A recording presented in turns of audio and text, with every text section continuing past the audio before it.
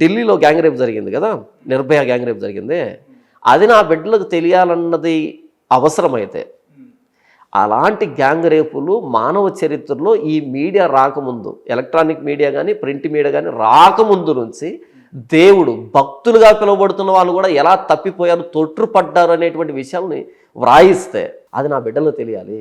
అది నా తెలియగడుతాను. వాళ్ళ కూతుర్ల చేత చదివిపిస్తారా, భార్యల చేత చదివిపిస్తారా? చదువుతారు. ప్రతి క్రైస్తవుడు బైబిల్ చదువుతాడు.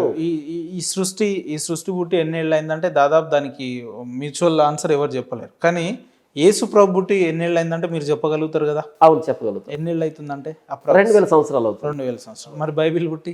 బైబిల్ పుస్తక రూపంలో వచ్చింది.